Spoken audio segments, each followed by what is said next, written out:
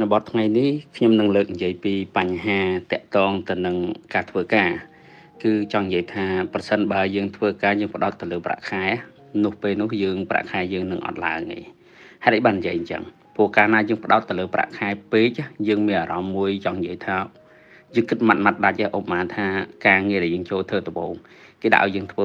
5ហើយទៅគេឲ្យប្រាក់ខែយើងថា300ចុះឧទាហរណ៍ការងារ5ដល់ពេលទៅយើងធ្វើតែ5យើងអត់ហ៊ានធ្វើឲ្យលើសពី5ព្រោះយើងគិតថាអ្វីដែលគេផ្ដល់ឲ្យហ្នឹង$300ហ្នឹងវាសមនឹងការងារ5ហ្នឹងមួយយ៉ាងអញ្ចឹងយើងអត់ធ្វើលើសពីហ្នឹងទៀតហើយក៏យើងអត់ធ្វើល្អជាងហ្នឹងដែរព្រោះដោយសារតម្លៃពលកម្មប៉ុណ្ណឹងគឺវាស័ក្តិសមជាមួយគុណភាពប៉ុណ្ណឹងហើយនឹងបរិមាណប៉ុណ្ណឹងអញ្ចឹងយើងអត់ខ្វល់ជាងនឹងទៅប៉ុណ្ណឹងបើចង់ឲ្យការងារយើងធ្វើអន់ច្រើនជាងហ្នឹងឬល្អជាងហ្នឹងគឺត្រូវតែប្រាក់ខែច្រើនជាងហ្នឹងតែជាក់ស្ដែងអ្នកទិញថៅកែដូចជាអ្នកទិញអញ្ចឹងយើងទិញនៅពេលដែលឃើញរបស់នឹងល្អបានយើងឲ្យតម្លៃថ្លៃបើសិនជារបស់នឹងអត់ល្អទេយើងមិនដែរឲ្យតម្លៃថ្លៃមុនហើយយករបស់ល្អមកតាមក្រោយគឺយើងអត់ដែរដែលយើងទៅផ្សារអញ្ចឹងយើងឃើញកៅអៅនឹងប៉ុណ្ណឹងយើងនឹងតម្លៃប៉ុណ្ណឹងបានយើងទិញមិនយើងឲ្យសុខចិត្តតម្លៃហួសអ្នកឯងចាំយកកៅអៅល្អមកឲ្យខ្ញុំគឺអត់មានអញ្ចឹងទេអញ្ចឹងដូចគ្នាដែរនៅក្នុងការងារក៏ដូចគ្នាដែរតកែឬក៏មេយើងគឺគាត់មើលមកយើងថាតើយើងអាចបន្ថែមការងារល្អជាងនឹងអត់ឬគុណភាពការងាររបស់យើងប្រសើរជាងមុនអត់បើសិនជាប្រសើរជាងមុនយើងតកែបើសិនតកែគេចេះគិតគេនឹងហៅយើងមកឲ្យតម្លើងប្រាក់ខែយើងមកតែបើសិនតកែយើងមិនចេះគិតឬក៏គាត់មិនបានគិតយើងដែលជាអ្នកធ្វើការក៏យើងអាចទៅនិយាយមួយគាត់បានដែរថាពីមុនខ្ញុំធ្វើបានតែប៉ុណ្ណេះឥឡូវខ្ញុំធ្វើបានច្រើនជាងមុនគុណភាពខ្ញុំប្រសើរជាងមុនចេះអីចឹងណាពីមុនខ្ញុំគិតថាស័ក្តិសមនឹងពលកម្មប៉ុន្តែឥឡូវហ្នឹងការងារខ្ញុំបានច្រើនជាងមុនគុណភាពល្អជាងមុនអញ្ចឹងកម្លាំងពលកម្មខ្ញុំគួរតែបានច្រើនជាងមុនដែរអញ្ចឹងយើងអាចចរចាមួយមេយើងបានឬក៏ HR យើងបានដោយមានហេតុផលច្បាស់លាស់ក្នុងការនិយាយគ្នាអញ្ចឹងអញ្ចឹងត្រឡប់មកវិញនៅពេលណាមួយដែលយើងធ្វើការយើងគិតទៅលើការអភិវឌ្ឍខ្លួនធំជាងស្រឡឹងទៅលើប្រាក់ខែដែលយើងមានណាពេលហ្នឹងគឺឱកាសនៃការទទួលបានប្រាក់ចំណូលច្រើននឹងកើតមានឡើងសួរថាហេតុអីនៅពេលណាដែលយើងខិតខំអភិវឌ្ឍសមត្ថភាពរបស់យើងឧទាហរណ៍ថាការងារ5ប្រាក់ខែ300យើងធ្វើ5ហ្នឹងឲ្យល្អជាងមុនមានន័យថាល្អជាងការពីគេរើសមកយើងពីដំបូងធ្វើឲ្យគុណភាពដូចថាចេញពី grade C ឡើងមក grade B រហូតដល់ grade A ហើយយើងអាចបន្ថែម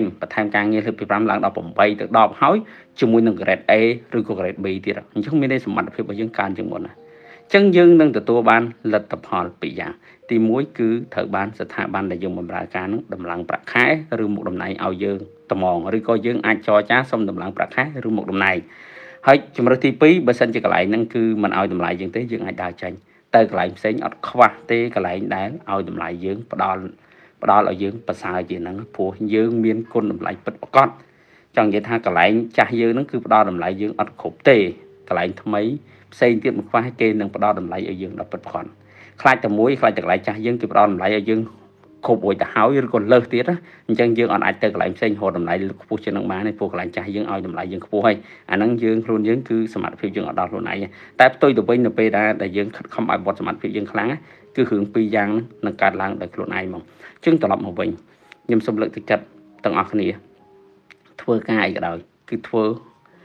គឺផ្អែកទៅលើការអភិវឌ្ឍខ្លួនមានន័យថាអ្វីដែលយើងធ្វើថ្ងៃគឺយើងមើលទៅលើគុណភាពការងាររបស់យើងបរិមាណជាមួយនឹងគុណភាពធំជាងបរិមាណចង់និយាយថា5ធ្វើ5នឹងឲ្យបានសិនហើយធ្វើឲ្យល្អបំផុតហើយសុំតម្លើងបរិមាណព្រោះការងារកាន់តែធំគេខ្វល់លើគុណភាពច្រើនជាងបរិមាណមានតែការងារទូចទេតែគេខ្វល់លើបរិមាណច្រើនជាងគុណភាពតែបើការងារធំគឺគេគិតទៅលើគុណភាពមានន័យថាគិតទៅលើលទ្ធផលនឹងខ្លាំងអញ្ចឹងយើងរៀនត្រឡប់គិតទៅលើលទ្ធផលឲ្យបានច្រើនអញ្ចឹងអ្វីដែលយើងធ្វើមកគឺប្រកាសថាវាមានគុណភាពវាមានស្តង់ដារអញ្ចឹងថ្ងៃក្រោយទៅពេលយើងឡើងឋានៈឡើងមុខតំណែងអីយើងឡើងជាមួយនឹងស្តង់ដារខ្ពស់អញ្ចឹងការគ្រប់គ្រងការដឹកនាំរបស់យើងក៏ប្រកបទៅដោយស្តង់ដារដូចគ្នាដែរអញ្ចឹងយើងទៅធ្វើការនៅណាក៏ដោយក៏នៅតែប្រសើរដែរឧទាហរណ៍ថ្ងៃក្រោយទៀតយើងចង់ទៅបង្កើតអាជីវកម្មអីមួយក៏យើងមានស្តង់ដាររួចទៅហើយមិនមែនឈិនឆៃឲ្យទៅរួចទេកាលណាតែយើងមានស្តង់ដារអ្វីដែលយើងធ្វើចេញមកគឺវាមានគុណភាពកាលណាតែវាមានគុណភាពគ្រប់គ្រាន់វាតែងតែជាតម្រូវការអញ្ចឹងកាលណាវាតែងតែជាតម្រូវការទៅណាក៏គេត្រូវការដែរទោះបីជាអាជីវកម្មក៏ដោយទោះបីជាយើងធ្វើការក៏ដោយអញ្ចឹងសរុបមកបើសិនជាយើងធ្វើការយើងមើលតែប្រាក់ខែទេយើងធ្វើខ្លាចលើសចំនួនប្រាក់ខែ ដែលស្ថាប័នយើងផ្ដល់ឲ្យអញ្ចឹងយើងដូចបំផ្លាញខ្លួនឯងអញ្ចឹងចំណាយពេលវេលាអត់ប្រយោជន៍ហ្មងធ្វើការអត់ទៅមុខព្រោះនៅតែប៉ុណ្ណឹងយូរអត់តន់គេក្មេងៗអីគេចូលមកក្រោយគេទៅមុខអស់ព្រោះដោយសារអីគេបរឹងសមត្ថភាពរហូតអញ្ចឹងគេអាចទទួលការងារថ្មីគេអាចបរឹងគេអាចតឡើងឋានៈតំណែងអីទៅមុខរហូតដូចយើងអត់ទៅមុខទេអាហ្នឹងដែលជាបញ្ហាអញ្ចឹងសរុបមកនិយាយម្ដងទៀតគឺធ្វើការផ្អែកបែរនៃសកត់ឬក៏ពិនិត្យបានន័យថាយកចិត្តទុកដាក់ខ្លាំងបំផុតតាក់ទងទៅនឹងសមត្ថភាពធ្វើម៉េចឲ្យខ្លួនឯងកាន់តែប្រសើរឡើងពីមួយថ្ងៃទៅថ្ងៃ